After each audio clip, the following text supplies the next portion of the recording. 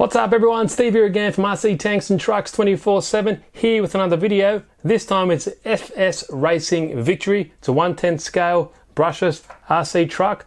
Let's go check it out.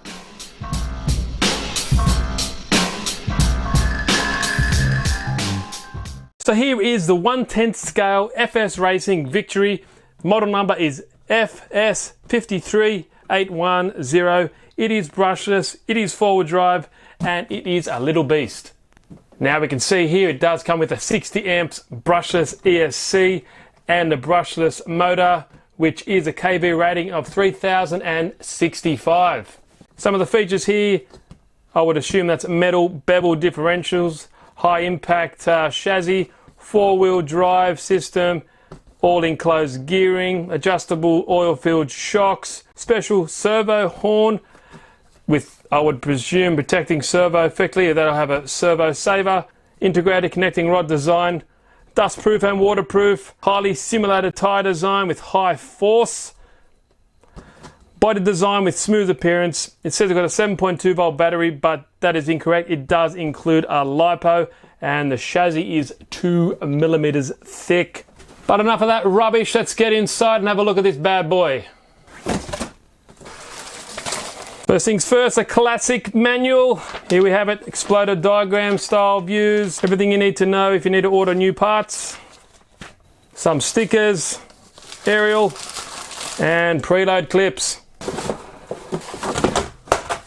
Fairly simple transmitter. It does include your normal steering trim, throttle trim, and steering dual rates, and your throttle and steering reverse here as well.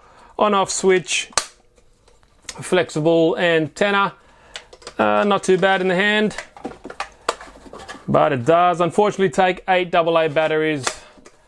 Not a big deal, but I prefer 4, but that's okay. Nestled in the corner there we have some spare parts here, some spare body clips and some hardware.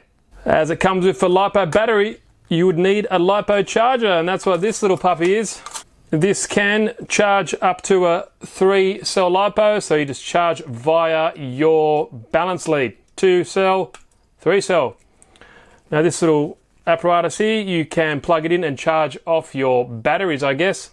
In this box we have the one you can attach to the main, so if you don't want to charge via battery, you can use this puppy and charge via the mains.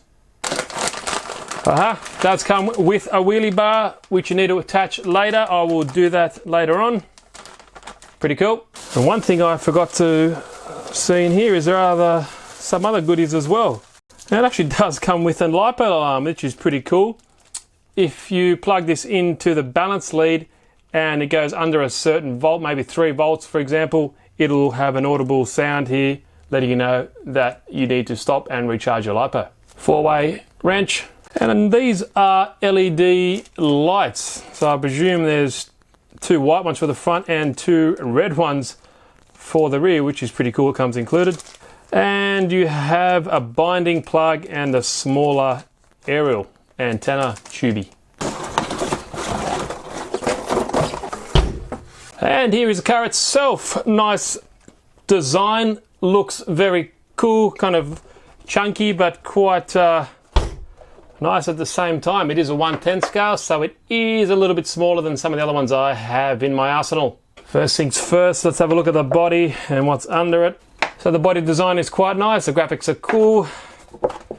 Fairly standard Lexan business. Should be up to the task or take some punishment. So here we have a 4-pole brushless sensorless motor.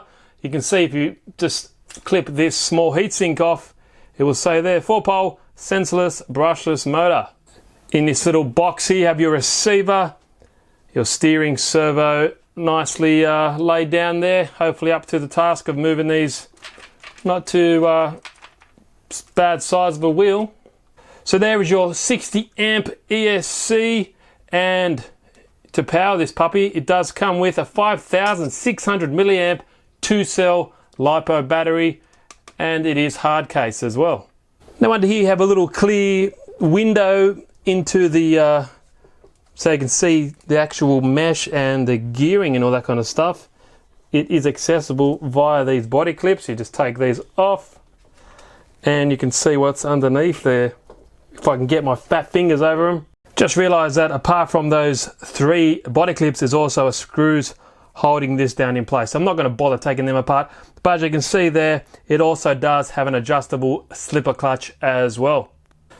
Now the chassis, it looks carbon fibre, but I don't know if it is. It says it's plastic, so we'll just go by that. But it does seem very rigid. It does raise on the edges, which would help the rigidity. Everything is nicely flush and countersunk, so there shouldn't be any issues with things getting hooked up. Additional screws here are for attaching the wheelie bar. The plastics seem very nice, very flexible, and more than enough and probably quite adequate to take a bit of a hit. They won't just snap because they're not too brittle, so they seem very nice. Now the shocks are plastic bodied, oil filled, and you have the preload clips to adjust that if you want to as well. Pre-glued tyres onto these plastic wheels here with your standard wheel nut size there. Nothing too fancy about it, but hopefully they should be more than adequate for this size car. Now there are foam inside here, and the rubber does feel quite grippy. We'll see how that actually works in real life. Now there is the drive shaft, dog's bones on either end, steel of course. And with the battery tray removed, you can see the servo saver there and a better view of the nice metal shaft that runs all the way from front to rear. Installation of the wheelie bar is really simple. It's just 2 screws up top and 2 at the bottom. Kind of slide it in, it's keyed, and lock it away, and you're good to go. So that wraps up for this video, guys. Please stay tuned because I will be giving this puppy a thrash and seeing what she can do and see if it is as durable as they say and as quick as they say. So if you like the video, give it a thumbs up. Like always, subscribe to the channel, it's for free, and there's heaps more content like this coming up in the future. See you in the next video, guys. Have a good one.